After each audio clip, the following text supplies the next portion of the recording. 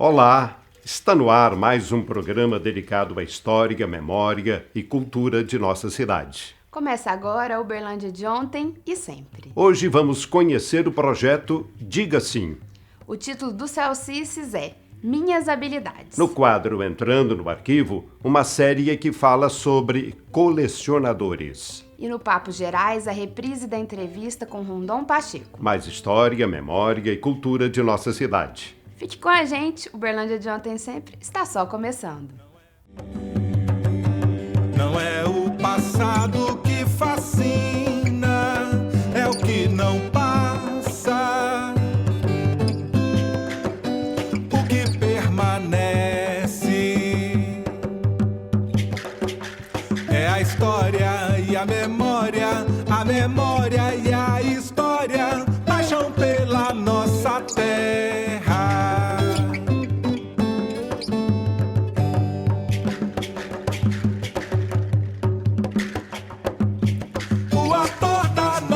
Identidade e o papel que fez ou como fez. Não só o caminho, mas o caminhar. Sei aonde vamos, se aqui chegamos. Um legado pra legar. Paixão pela nossa terra. Paixão pela nossa terra. Hoje vamos começar o programa dizendo sim. Como assim, Thaisa? Pois é, Paulo, é um programa que ensina dança, canto e teatro para as crianças. E no fim do ano vão apresentar um musical.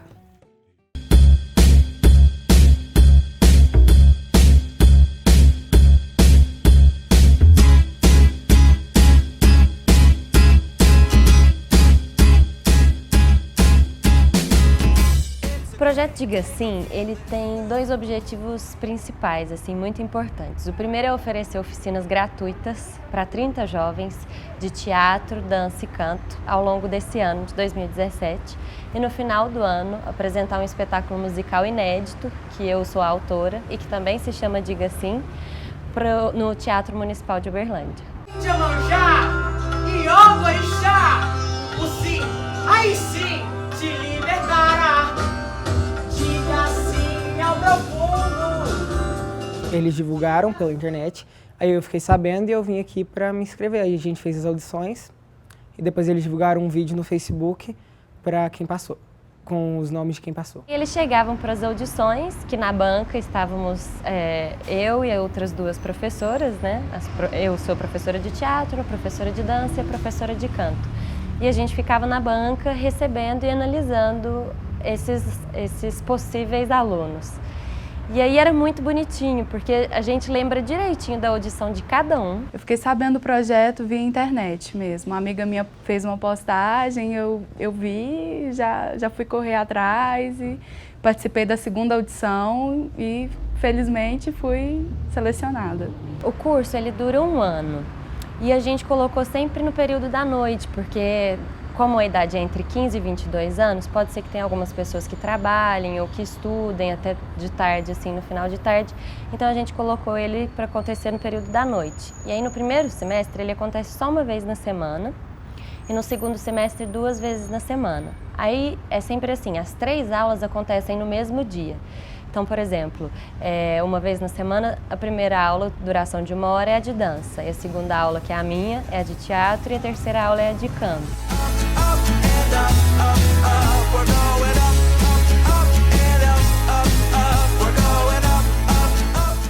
No começo eu achei bem difícil, porque eu não era acostumado, mas depois aí a gente começou a pegar as táticas, as maneiras, aí ficou ficando mais fácil. O canto, com certeza, é a parte mais complicada, que a maioria das pessoas tem, assim, realmente menos contato com o canto.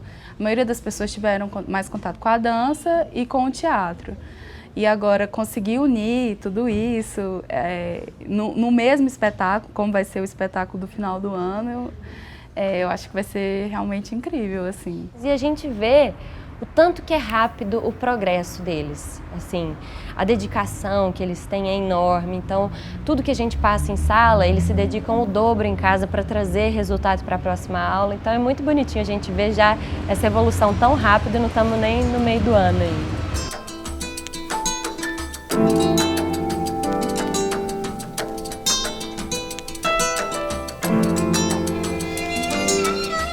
O projeto ele é incentivado pela Lei Estadual de Incentivo à Cultura do Governo de Minas Gerais e ele é patrocinado pelo Instituto Algar. Então, deu certo de eu inscrever o projeto, inscrever uma planilha orçamentária toda voltada para ele, dos recursos que a gente utilizaria, e aí está tudo dentro dessa planilha. Eu admiro muito as empresas estarem realmente dando essa oportunidade, porque todos nós somos jovens de baixa renda, a gente não teria condições normais para contratar um professor de teatro, de canto, de dança. Então, assim, se a gente está aqui, é graças a essas empresas que realmente nos ajudaram muito. Essa é a primeira edição do projeto, só que a intenção é que ele aconteça anualmente e em infinitas edições, porque está sendo tão bacana e a gente está vendo tanto que a arte está transformando a vida dessas pessoas, está acrescentando no futuro delas, até para elas escolherem profissionalmente o que elas querem, saberem se escutar mais, ter mais consciência de si mesmos. Então, a gente está vendo tanto que esse projeto está sendo importante. Eu espero que todo mundo se divirta bastante e que possa começar realmente a pensar em dizer sim mais às oportunidades e às novas coisas, que é essa mensagem realmente que a gente quer passar. Vai ficar um espetáculo muito legal de assistir e é uma coisa boa, porque a cidade até hoje nunca teve um musical e vai ser um privilégio para as pessoas. A apresentação final, a gente está torcendo muito para conseguir a data que a gente planejou, que se eu não me engano é 9 e 10 de dezembro. São 2 dias e a gente vai fazer 4 apresentações. Nessas 4 apresentações, elas serão abertas ao público, justamente para a gente poder democratizar a arte, possibilitar o acesso de quem não tem condição de pagar ingresso de teatro, enfim, para tornar tudo acessível para todo mundo e que a arte consiga alcançar as pessoas que realmente têm interesse e que dinheiro não seja um empecilho.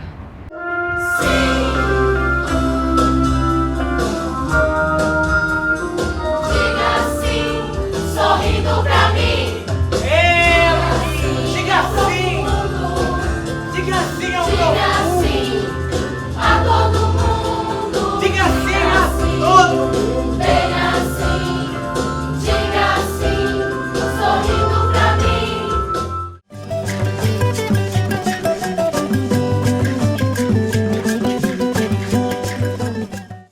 Algar é um grupo empresarial fundado em 1929. Hoje, atua nos setores de tecnologia da informação e comunicação, agronegócios, serviços e turismo.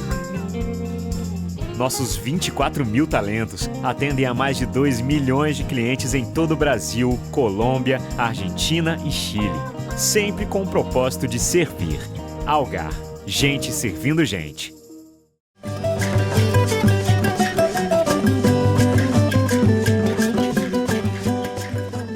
Thaisa, você tem muitas habilidades? Ai, Paulo, acredito que todos temos. Mas vamos conhecer as habilidades do Celso Machado no Celcices. Olá! Será que todo mundo conhece as habilidades que tem? Este é o tema do Celcices desta semana.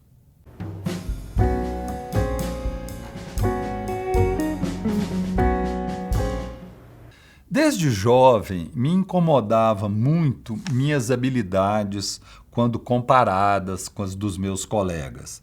E ficava me perguntando quais seriam aquelas que poderia vir a ter.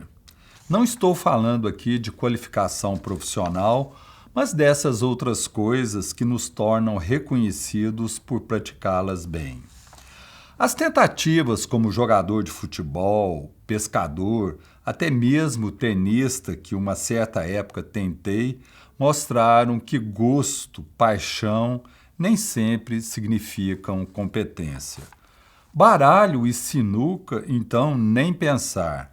Além de péssimo nesses 2 esportes, detesto ambos. Carreguei esses questionamentos por décadas, até que finalmente, há pouco tempo, algumas esperanças começaram a surgir. Fruto, quem sabe, da minha mudança na carreira profissional. A primeira delas foi arrumar a cama. Comecei nos finais de semana, quando a nossa secretária do lar não ia trabalhar e sobrava essa função para minha esposa. Por um desses descuidos de racionalidade, certa feita não achei isso justo e comecei a compartilhar essa função. Logo em seguida, tanto ela quanto eu entendemos que essa prática também valeria para os dias de semana.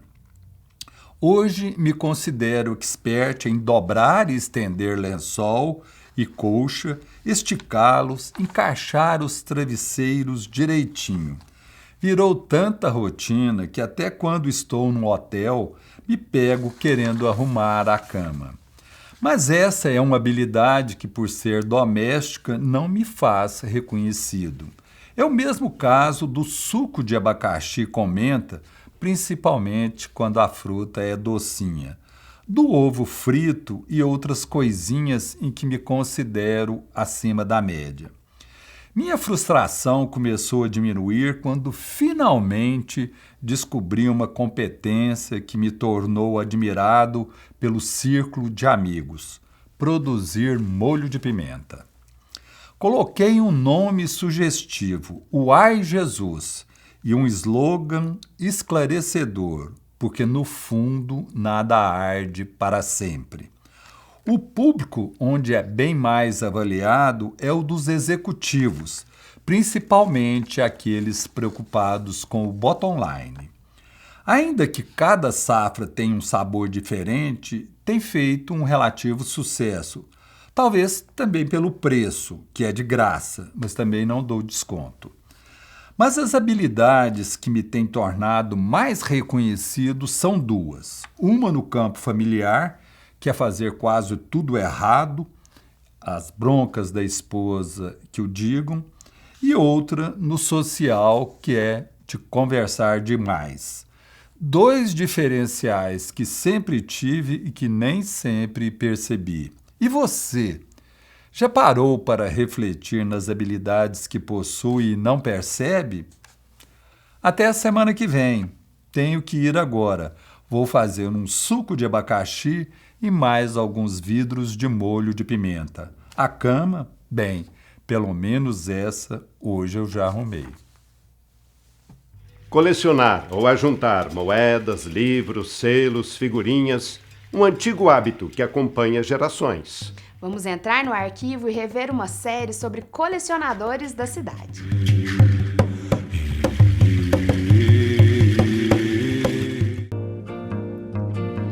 É pau, é pedra, é o fim do caminho, é o resto de toco, é um pouco sozinho, é um caco de vidro, é a vida, é o sol. Isso começou quando eu era criança. Eu acho que todos nós, quando crianças, tivemos o hábito de ajuntar. Porque colecionar é um ato de ajuntar coisas, né, objetos, para você guardar. Então, aquilo que te dá afinidade. A noite é a morte, é o laço, é o anzol, é peroba do cão, é o nó da madeira, é o matita pereira, é madeira de ferro. A primeira coleção que eu levei a sério foi a coleção de selos. Eu comecei a filatelia, a colecionar selos, em Piracicaba.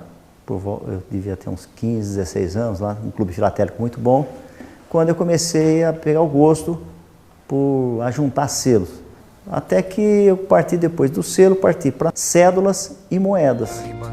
É um mistério profundo, é o queira ou não queira, é o vento ventando, é o fim da ladeira, é a viga, é o vão, festa da... O valioso depende da pessoa que precisa, né, que tem. Então, às vezes, eu posso ter uma peça muito valiosa para mim e para o meu neto não servir para nada, né? Mas, realmente, o que eu tenho, assim, de, não é em termos financeiros, mas de valor, porque acho que todo filatelista quer ter, é o olho de boi, né? E isso, há pouco tempo, eu consegui, através da coleção que foi do seu José Maria Malva, que foi um grande incentivador da filatelia em Uberlândia, que criou o nosso clube, né? Então isso aí já para mim eu acho que já foi meu auge, ter o selo Olho de Boi. Das águas de março é o fim da canção. Os selos, o Olho de Boi, são 3, 30, 60 e 90 reais. Então uma peça dessa é cara. Então você geralmente vai para leilão. É um regato, é uma fonte. É um pedaço de pão. As cédulas, eu trabalhava no Banco do Brasil, eu era tesoureiro. Então, era comum vir pessoas, colecionadores, e era mais fácil, o acesso não era tão perigoso, né? Pedir para a gente arrumar células diferentes. O que eram células diferentes? Células com defeito, né? Célula com asteriscos, número baixo. Então a gente arrumava, né? Sem despesa nenhuma, arrumava o selo. Isso aí foi me interessando, também falei, é uma coisa bacana. Então eu comecei a me interessar por células do Brasil. Hoje eu tenho uma coleção, eu achei uma célula da Rússia de 1898, célula que eu ganhei, então uma célula muito antiga, né? Tenho célula do Brasil de 1913, que é do Reis. Parece que não, mas em termos de Brasil, por nós somos mais um país novo, é cédula antiga. Colecionar é um hábito primitivo e que acaba passando de geração para geração. No caso do cônsul polonês Jerzy Markiewicz, foi assim que aconteceu. Ele passou os últimos anos de sua vida em Uberlândia e a família Markiewicz cuida com muito carinho da sua coleção. A paixão dele era voltar para a Polônia, mas nunca foi possível. Então, com isso, o que tinha e era da Polônia, ele trazia. As vodkas, os ícones, as bonecas, as babuchas, as pisancas. É um pedaço de pão. É o fundo do poço, é o fim do caminho. No rosto desgosto. Todo mundo que chegava na casa dele era uma honra ele oferecer e você ter que aceitar, tá? Para ele era um prazer. Todo mundo que ele conhecia, vamos tomar uma vodka na minha casa. Então o hábito da vodka só se fazia presente com as vodkas. Porque tem vodka aqui, igual aquela do Chopin, são vodkas históricas. Então os presentes que ele tinha o maior prazer de fazer era com as vodkas, porque ele sabia que quem fosse receber, estava recebendo uma parte da história da Polônia. É uma ponta, é um ponto, é um pingo, pingado. É uma conta. Tem vodkas que você não acha no mercado brasileiro. A feita com cereja, um teor alcoólico de 50 graus, tem a que vai fabricada com trigo de uma determinada região, você não acha aqui. Tem uma com pimenta, né, coisa que você não acha aqui. Tem aquelas mais tradicionais, né, que é a Zubrowska, que você acha aqui, mas essas outras você não acha. É um peixe, é um gesto. É uma prata brilhando. É a luz da manhã. É o tijolo chegando. É a lenha, é o dia, é o fim da picada, é a garrafa de... Acaba que remete a tudo que ele passou, né? E ao decorrer do tempo, que você vai conhecendo as histórias que ele passou, tudo que remete a ele, a gente guarda com muito, assim, com muito zelo. Eu gostaria que os jovens, né, as crianças, se interessassem pelo colecionismo. Nós temos em Uberlândia, aproveitando a oportunidade, o Clube Filatélico Numismático Uberlândia. Está completando esse ano 47 anos de existência. Nosso clube é aberto a todos os amantes do colecionismo, independente de ser sócio ou não. Então nós gostaríamos que todos que tivessem interesse, né, pelo colecionismo comparecessem em nossas reuniões.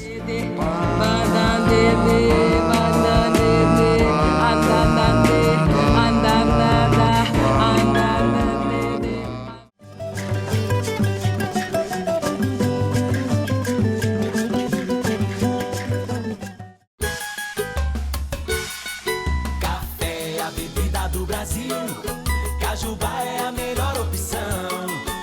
A toda hora, em qualquer lugar. Cajubá é a minha paixão. Rende muito mais, o melhor sabor. Aqui tem qualidade com muita tradição. Café tem que ser Cajubá. Esse eu não troco, não. Café tem que ser Cajubá. Disfunções oculares podem afetar a visão de diferentes formas. É assim com a catarata, o ceratocone, o glaucoma e a degeneração macular. Não espere os sintomas. Essas e outras disfunções podem ser revertidas com o tratamento adequado. Iso-Olhos, saúde ocular, atendimento e tecnologia se completam.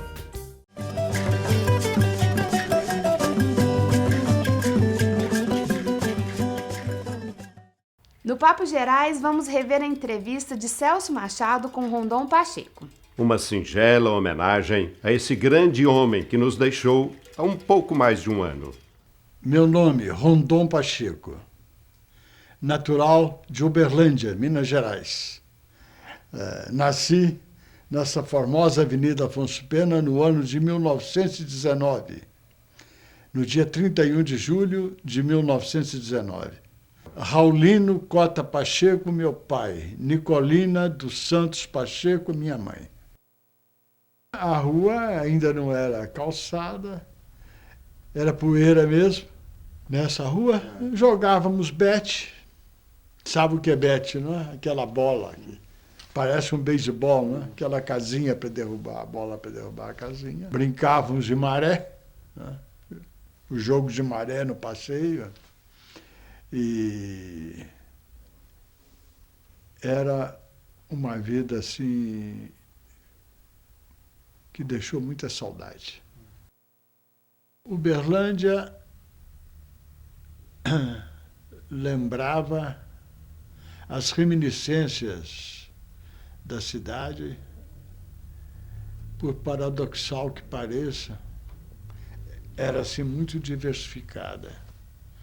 Nós tínhamos o carro de boi que vinha e se instalava na Praça dos Carneiros e na Praça do Rosário, né?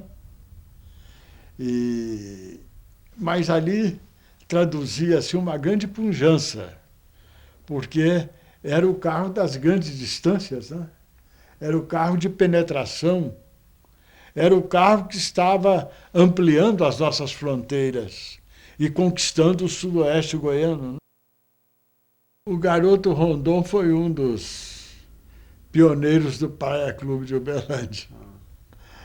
Eu me lembro que com pessoas muito responsáveis, cidadãos ilustres da nossa terra, Cícero Macedo de Oliveira, o José Guimarães, José Quércia, esses eram, assim, os mais idosos e responsáveis.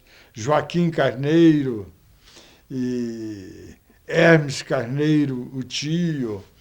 Íamos para o Praia Clube e lá toda tarde nadávamos e aquilo foi formando aquela sociedade esportiva. Grupo Bueno Brandão. E a minha primeira professora, Benedita Pimentel de Ulloa, nome tradicional no magistério mineiro. E olha, moços que estudaram aqui no ginásio mineiro e que se projetaram como grandes cirurgiões do Rio de Janeiro. Cito o nome, Josias de Freitas. Outro no Instituto Penito Burnier de Campinas, o Francisco Cota Pacheco, o Pachequinho, né? Irmão do Dr. Rui Cota Pacheco. E hoje um número sem conta de jovens que saíram aqui do nosso ginásio e que se projetaram lá fora, né? E eu me lembro e tenho muita saudade da figura do cometa. Sabe o que é o cometa?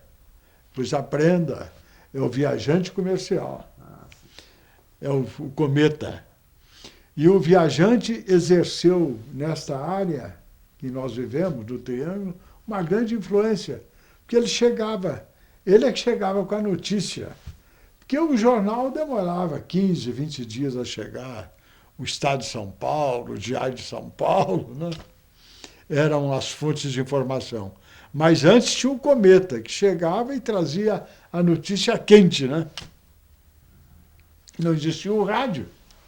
O rádio surgiu em 1929, 1930, e raramente um tinha um aparelho ou outro, né?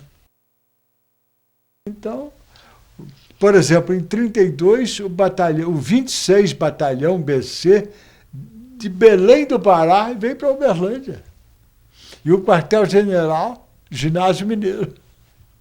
Então, nessa época, nós ficamos muito à vontade, porque não tínhamos aula, né? Estávamos gazeteando. Uberlândia foi quartel-general também da Revolução de 30, porque tínhamos que invadir Goiás, que era das Forças Federais, né? E o governador de Goiás, que fez Goiânia, pelo Ludovico, saiu de Uberlândia para invadir Goiás também. Pelo Ludovico. Pelo Ludovico, invadiu por Paracatu. E nós, eu me lembro, menino, com 11 anos de idade, eu fui assistir com meu pai a entrada das forças da Aliança Liberal, que eram as forças revolucionárias, na cidade de Santa Rita do Paranaíba, que é hoje Itumbiara. E os mineiros que lá moravam tinham sido quase todos presos como revolucionários. Inclusive, um meu primo e figura muito querida, Alcides Cota Pacheco, irmão do Dr. Rui Cota Pacheco, que morava lá em Santa Rita do Paranaíba. Me lembro de todas essas reminiscências, assim já falando dentro de mim essa vocação política irresistível que aflorou na minha juventude e me fez deputado a vida toda, ministro de Estado, governador. Depois de 32, outros incidentes revolucionários surgiram no país. Em 35, a Revolução Comunista, e depois veio em 38 a Revolução Integralista, né? O golpe de Estado dos integralistas. E depois, minha filha, aí já tinha um rádio. Nós, que tínhamos nascido sob o troar dos canhões, em 1919 terminava a Primeira Guerra Mundial. E hoje nós ficamos por aqui. Acompanhe as nossas matérias através do site uberlandiadeontensempre.com.br. Ou envie as suas sugestões para o e-mail produção@uberlandiadeontensempre.com.br. E até o próximo programa. Se Deus quiser.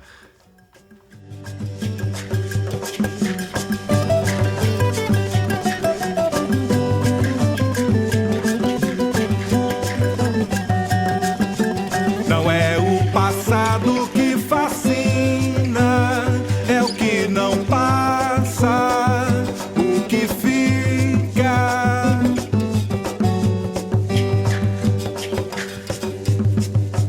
Se aqui nascer